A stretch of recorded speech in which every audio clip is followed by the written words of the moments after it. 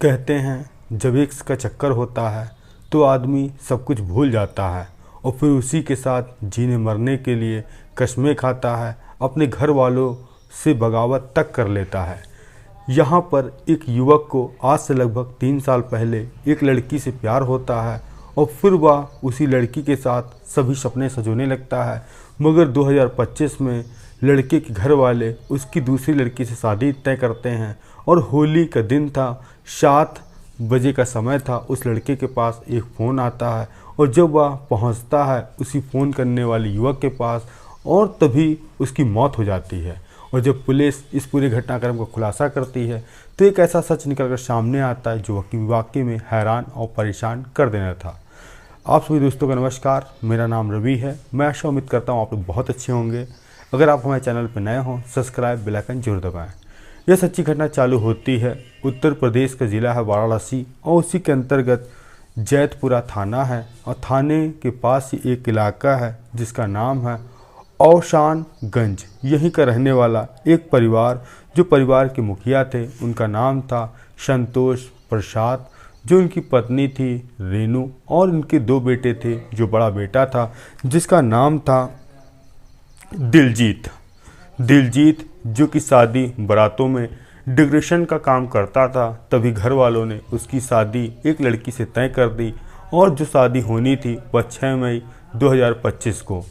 अब वह तारीख थी 14 मार्च 2025, यानी होली का दिन था।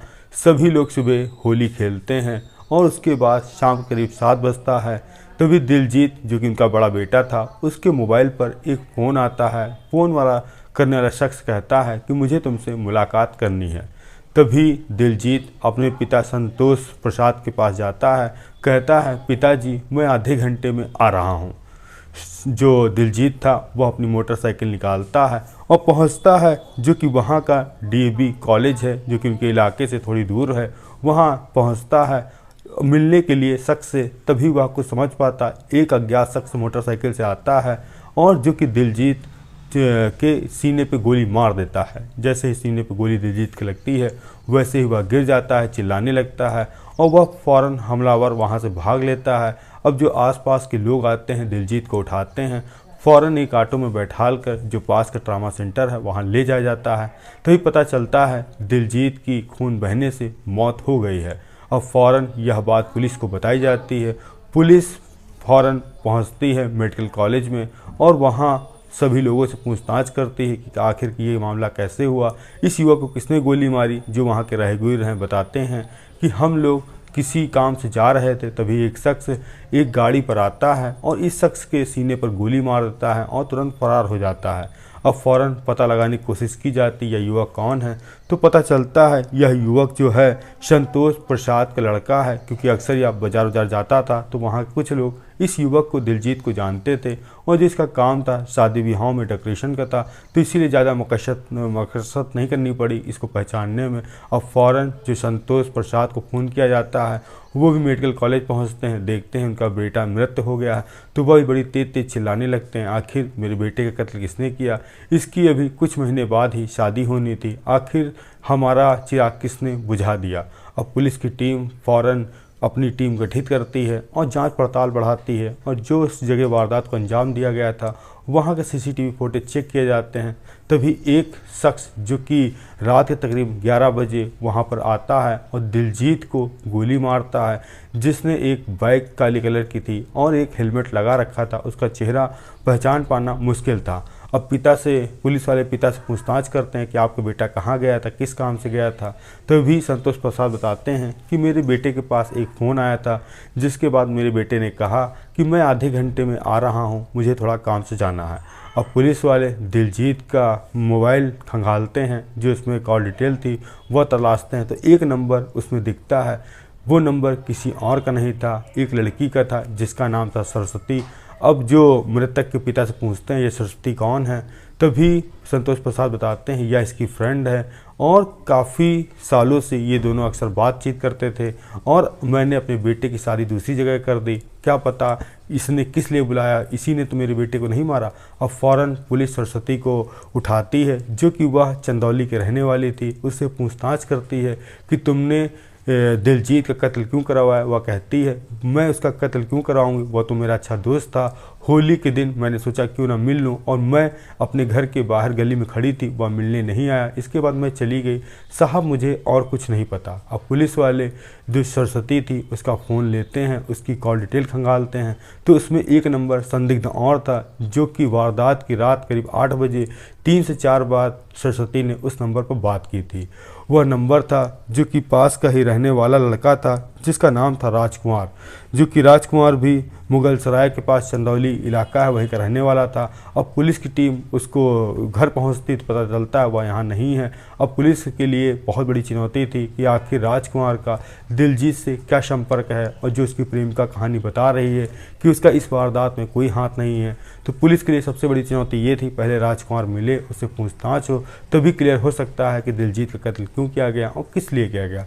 अब जो पुलिस की टीमें थी बनारस जाती, बनारस के बाद जो वहाँ का पास का इलाका था, कम से कम 3 से 4 दिन लगता है उसको ढूंढने में, मगर पुलिस वाले इसको ढूंढ लेते हैं।